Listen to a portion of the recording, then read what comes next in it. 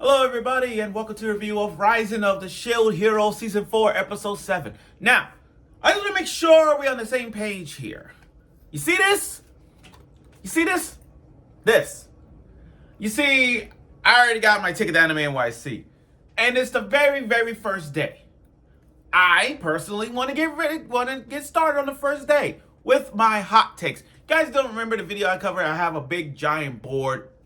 Some of y'all may not come today. Some of you may attend a 1 day, 2, 3, maybe even a 4 day. But make no mistake about it, guys. I'm going to Anime NYC today. And when I bring my hot takes, guys, I play no games.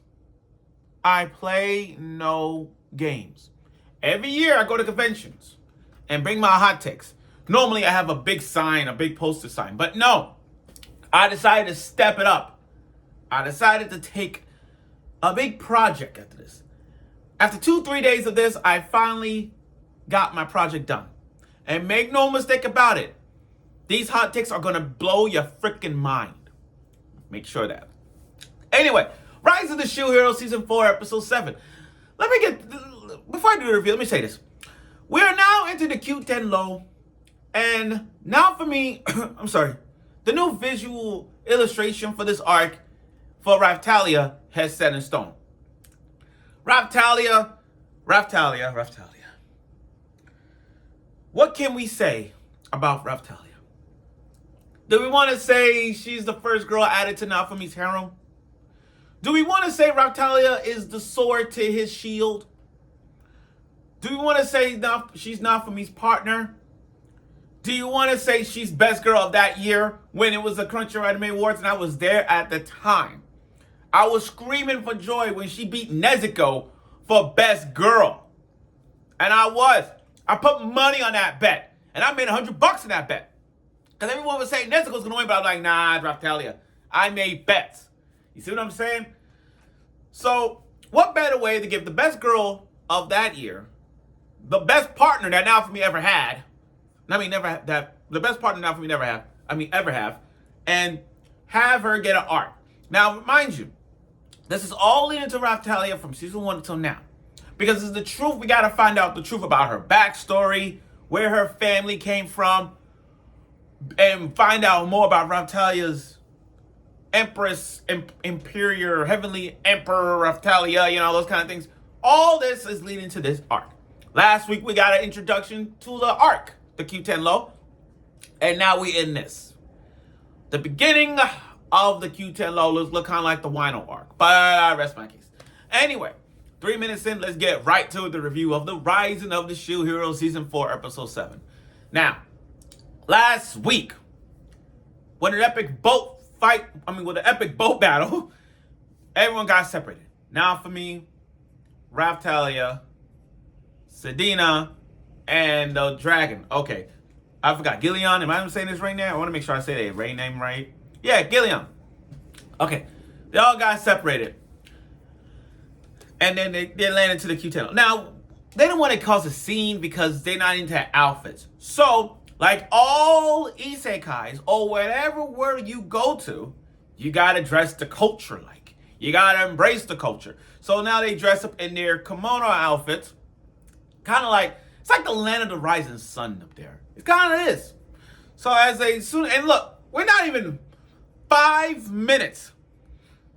We're not even 5 minutes into this, Not even 5 minutes into this battle, and we already seen like a scene where this creature-like turtle, whatever creature, tries to kill a boy. And then when they saved them, they ran. And then you got this mysterious guy, this Jiraiya Master Roshi 2.0 guy, just literally cling on to these girls like, will you marry me, please, please? I'm like, this guy is so womanized. At first glance, I swear at first glance, he reminds me of Master Roshi. He reminds me of Master Roshi. He reminds me of Jiraiya. Hell, he even reminds me of the Spear Hero. That's why they call it Momo 2.0. Now, as soon as they got arrested, look, not even 5 minutes, we already got some action into this. And as soon as they did something heroic, they get arrested. But it didn't stop them because, the Water Dragon Priestess, they forgive him. Now, you got this mysterious hybrid creature who was following them, and it turns out that this group of people acknowledge Raftalia and her father. You know, this land that they're in, it's like real life. The land that the Kutenlo, their land, Kutanlo, I can't pronounce how they say it. I say Kutenlo, that's how I say it. But their law is so kind of like ours. Think about it. Government laws, high rank class, you know, you ain't paying your taxes, we're kicking you out. Their laws are so like ours in real life. Yeah, and I see that.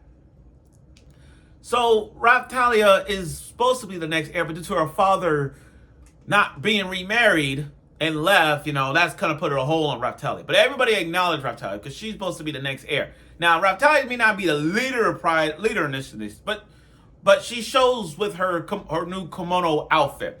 Great upgrade, by the way. You know, it's funny because last time we seen her kimono outfit, it was like season 3. And we see Raftalia in many outfits. She could pull off. I mean, that's why everybody put her as best girl. That's why everybody put her as best girl, like for real. But she is the rightful ruler. And look, not even look. In the beginning of this arc, we've gone right into a battle. Now, this is where this arc is more like, I will put on Naofumi's case more in the brains than in the battlefield. Because this arc is going to be more strategic than it was in the other arc with the twins. I mean, with the Tiger siblings. So this right here, I think this arc is going to be more on Naofumi's intelligent than ever. So, we all know the barrier is guarded by that purple lighthouse. So what they did is, once they infiltrated the tower, it was a full-on battle. Every match battle was so epic. We got to see them doing work. And then they got protected by this giant-ass bear who used the power going full force. And every time he attacks them, boom, they get slaughtered. And especially when he did to that dragon, yo. Especially he did with Gillian. He did this to the dragon. Boom, boom, boom. That was like, damn. Damn. Now the dragon, damn. I can't get enough when he was swinging that thing back and forth. That's fucked up. That was fucked up. And then Gillian, then Raftalia did put on a show, but it wasn't enough. Even Naofumi, we got to see Naofumi fight. It's been a long time since we see Naofumi put work. Throughout the episodes, we see him do work, but not as big impactfulness. You know what I mean? Like last week, we saw him battling in the boat, you know? But when I'm looking at this battle, it was more impactful because the last week they battled in the boat against these furry ninjas. This right here was just about a serious boss battle, and Naofumi did work. But to make sure he gets better, that same guy, same perverted guy, gave Naofumi a Sakura shield, a yin-yang shield. A yin-yang shield, Sakura shield. And with the help of that, and stopping that giant bear to destroy the barrier, you know what I mean? They stopped it. With Raftalia's last strike, epic as always. She put on a show. Look, I know Naofumi could be the MVP, but in this episode, it was freaking him. It was Raftalia. Raftalia has come a long way from season 1 up till now. She has stepped up more than anything. And you cannot badmouth Raftalia in many ways. You really can. Now, the whole crew got together. Now, this is the day old question. The harem. You know, I'll be honest with you. Watching Rise of the Shield Hero, I never think of Naofumi as a harem guy. I never thought of him like that. I really didn't. Yeah, the Spear Hero definitely a harem guy because he has the face, he got the pervert eyes, he got all that of a harem guy who's a womanizing way. But I'm looking at Naofumi, and from season 1 up till now, I don't see him like a guy who really don't give a shit or don't really care about getting a harem of his own. I mean, look at him. Look at it now for me. Look at this guy. Does this guy look like a harem guy to you? He reminds me. It reminds me of Ans from Overlord. You think he care about a harem? No. But it's crazy because in the web novel, and I heard this before, in the web novels he got a harem, but in the light novels, the progression of Naofumi's and Raptalia's relationship is kind of like, almost like Kaze and Chizu's relationship. You see what I'm saying? But I guess my point. Anyway, after that fierce battle, the whole gang came along, and every girl wants to hug Raptalia. Philo, I understand Philo. Philo's just an energetic bird. She got her reasons. Atla, am I saying? I think it's the right twin name. Atla, the tiger sister, she really wants to hug him. And then Sai, the one with that little plushie on top, she wants to hug too. She hugged Naofumi. Those girls wants to hug Naofumi. Naofumi is a player. Here you got, look, I know you don't think about a harem like that, but come on, let's think about this. Let's just think about this. Raptalia. Sedina. I'm not even going to add Philo. Atla, I mean, yeah, if you want to sugarcoat it, yeah, that part. The other girl, Shina, I forgot her name, that one, her too. Then you got the rat girl, the dark-skinned doctor. You know, it's like the harem is getting there. But like I said, now for me, not the. And then all of a sudden, the same womanizing Jiraiya Master Roshi 2.0 was actually the black guy's merchant friend. Now remember, guys, go back to, like, I think it was last week. No, back 2 episodes ago.